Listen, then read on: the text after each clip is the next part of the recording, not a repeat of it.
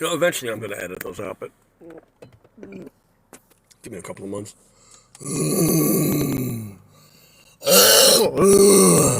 It's not a COVID cough. It's a cystic cough I've had since I was like 27, 28 years old. And postnasal drip, and it just gets worse over time. But some days it's better than others.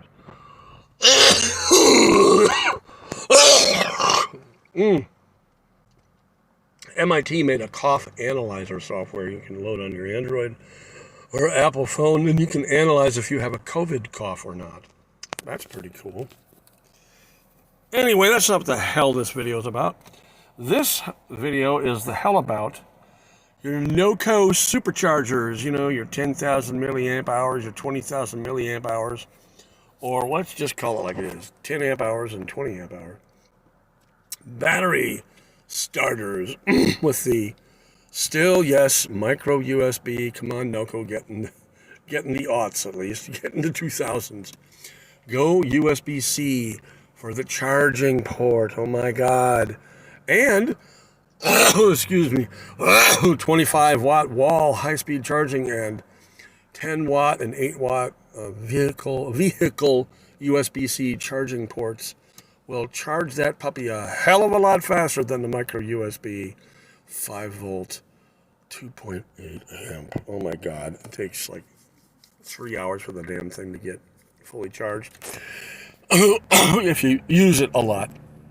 Now that sucker, I have the 10,000 milliamp hour model. I don't remember the model number. Who cares? I'll add it later in the description, or if someone can comment the model number of it, please let me know. You can buy these at AutoZone. You can buy them online. They're not supercapacitors. They are giant lithium-ion batteries. You can power various devices. You can charge a couple of phones a couple times each if you need to off of a fully charged unit. You can start your AGM car batteries at least 6 or 7 times before you'll need to recharge it. You want to have full green, not pulsing green, fully charged unit to do a near-dead AGM battery. Now, a near-dead AGM battery is a battery that, when you hook up your NOCO to jump-start your car, your headlights flash on, and then shut off, or your headlights flash on, then off, and then your car alarm goes, which is nice. That's the last vestige of battery power you have left, is your emergency flashers or car horn alarm will drain a battery faster than a Russian will drink a bottle of vodka in the morning. So, and I'm not being alcoholist when I say that. Let's talk about that. So you got your charge, you got your low battery, a low AGM, a regular lead acid battery, non-AGM style, like an older car. That NOCO, that sucker will power your battery right up. You can have a near dead battery, power it right up. Now just keep in mind that temperatures of regular lead acid batteries won't hold a charge. You can't charge them. You can't even supercharge them if you've got negative 40 degrees Fahrenheit outdoors. If you have 32 degrees Fahrenheit, that's the coldest that you're going to be able to charge an AGM battery. So, unless you have a spare AGM battery in your car, and that's always a good idea, because when those go bad, they go bad real quick. When you notice that your car's hard starting, the cranks are like, and then starts, you've got about maybe one more start left. You could drive 300 miles and your battery's not going to get charged enough to do a cold crank, guaranteed with AGM batteries. The larger, more powerful AGM battery that it is, well, the longer it will last. But you're only going to get about 1 or 2 starts once you start hearing that slow start, that slower crank speed. And in a start-stop kind of vehicle, like a newer GMC 2019 and newer, you definitely don't want that. Now, don't worry. The start-stop feature will not work if the battery level is at around 13 volts or so. That's when you're going to notice that your start-stop feature stops working. It won't even tell you there's a malfunction, although there is an advanced code that will show up if you have an advanced code reader. You won't see it up on a standard code reader. You won't see it when you go to AutoZone to have your engine codes read, because those fancy codes aren't going to show up. You might get ABS and safety things, but you're not going to get the higher advanced code like power steering or lane assist feature gone down. You might see that when your battery starts getting low. You'll see various systems go out. You'll have one headlight instead of two. It will be the driver's headlight will go off, and the passenger headlight will stay on. If both headlights, if there's not enough power for both headlights, your lower fog lights will come on. Your driving lights will always be on all the time if you are in regular on mode or auto on. But your auto headlight feature will also malfunction and disconnect from the system to preserve power in the battery as much as possible. You will notice that your battery is getting low. One surefire way to tell that your battery has enough charge in it to be charged, I would suggest any automatic Schumacher 6 amp and higher. The 3 is, I think you have an 8 amp and a 16 or a 15 amp in AutoZone models that are also good. But there are certain things they can't do. You want the automatic. The 15 amp Schumacher is 89 or 110, one of the two. And it's probably the best of the inexpensive ones out there that just has the red LED readout. It will do automatic desulfating for the AGM batteries that have that.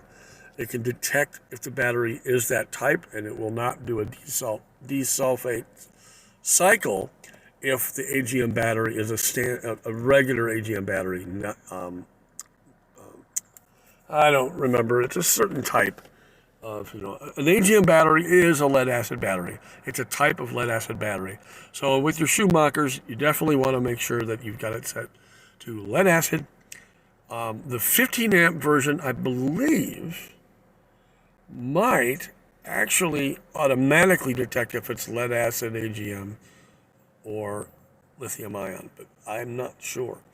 And the cool thing about the lithium ion is you can hook it up with the included cables in the box to the NOCO to hypercharge the NOCO. In about a half an hour, it will get fully charged. That's kind of cool if you have an extra NOCO laying around. But I highly recommend the NOCO for jump starting. It is awesome. So back to the NOCO and jump starting. You're going to notice that if the battery is low enough, and if you don't start the car soon enough after you need to, in other words, when you shut the engine off and your car battery or AGM is low on power and you know it won't crank over, don't even try to crank it over. Then hook up your NOCO, do the super jump, do the jump. Don't do the manual override jump. You won't need that. Just do the super jump. You'll know if you need the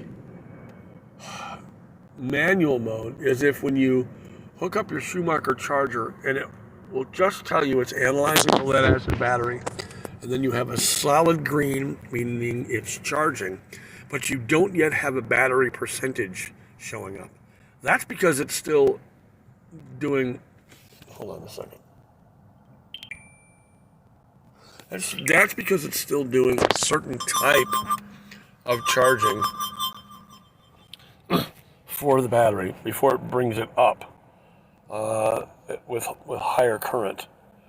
And that's important to know. So don't think that just because it's analyzing the lead acid and then the readout stops reading anything, that doesn't mean anything's wrong with the battery, especially if the charging light stays solid green. that's a good sign. But it does mean that your battery, it's above 4%, but it's below 30% charged. So you're going to expect to have that on the charger a minimum of an hour before you can then apply the NOCO again, without having to run the NOCO in manual hot override mode. And I only suggest that for the deadest of batteries, the coldest of weathers, to jump start the vehicle. But if you can do it without, if you can do it slightly warmer weather, if you can garage the car or get it out of the, out of the high temps where the sun is hitting it in the morning, anything you can do to warm up that battery, the better off you'll be.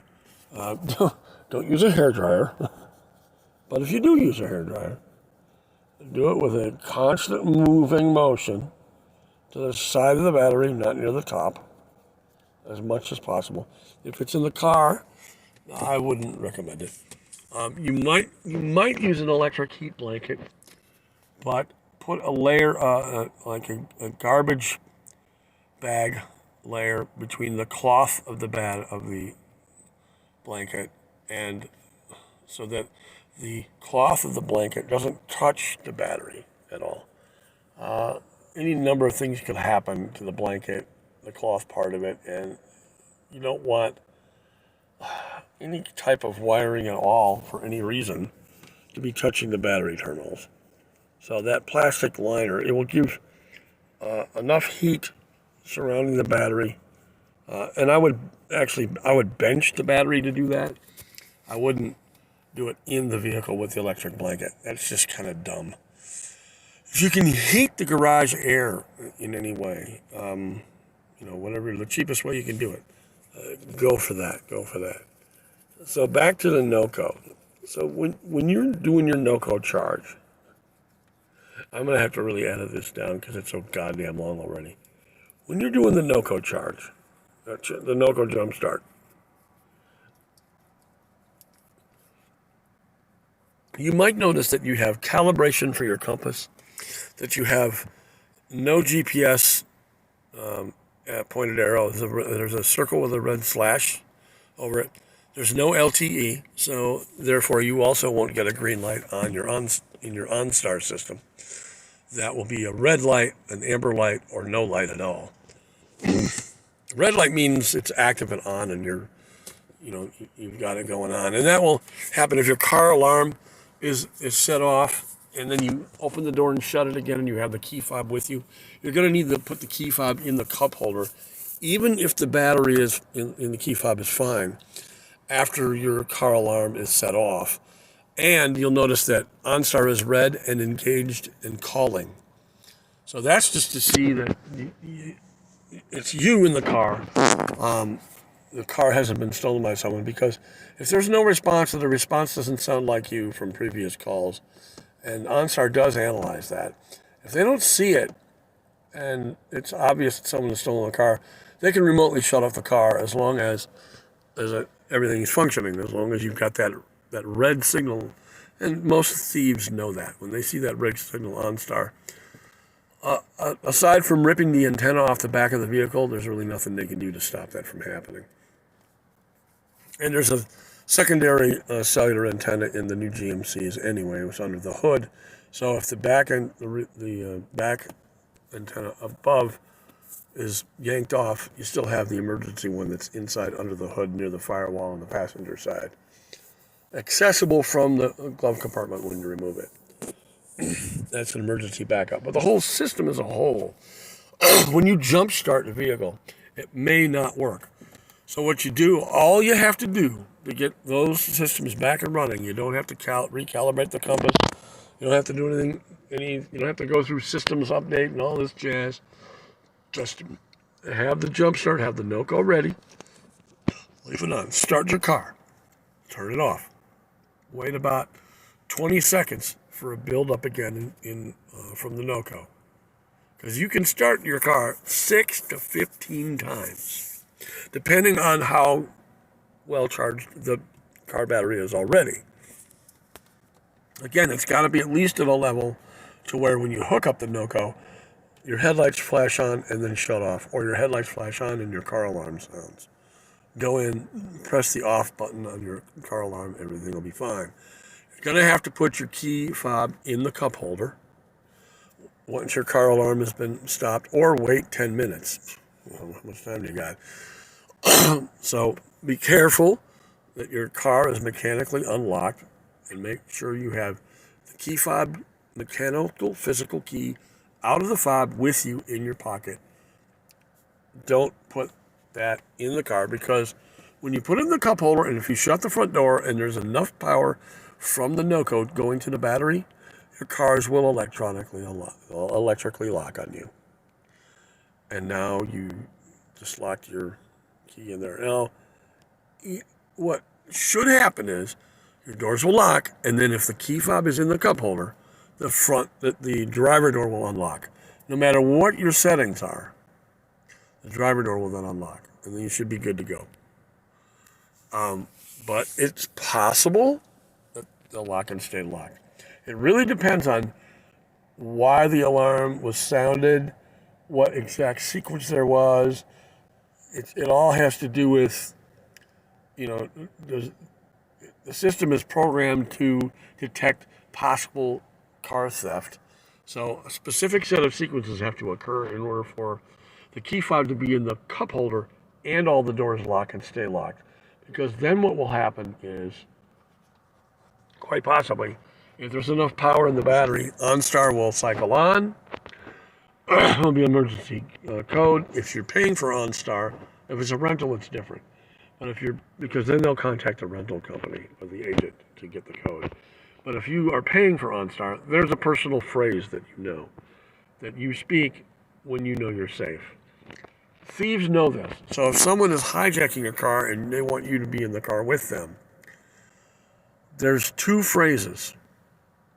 And you've got to be judicious. There's a phrase that OnStar will take as, you're under duress, it's a dangerous situation, don't shut off the car. But of course, the OnStar call will drop, and then your car is locatable by police very easily, and OnStar is going to find you, and police will find you. Or you can say the phrase that will shut the car off. And again, the car is only going to be drivable. The only way it can be driven away if it's jacked. If you have the key fob on your person, you walk away from the car, even if you have a second key fob in the car, the moment someone tries to put the car in gear, the car will shut off and won't start again because one of the key fobs left the car. If there's only one key fob in the car and it leaves the car, someone jacks the car. As soon as when they put it in gear, the car will shut off, parking brake will lock on. They're not going anywhere. They might make it 3 inches, literally. That's it. If both key fobs are in the car, and the car is running, well, a thief will be able to take the vehicle away from you. Then hopefully you'll have your cell phone on you, and then you're going to have to call OnStar with the emergency OnStar app, and it's instant connection if you pay for OnStar, and then they can shut your car off, right away. But remember, thieves are fast, and they're going to find the antenna, they're going to know about the backup antenna, they're going to try to get to it as quickly as possible.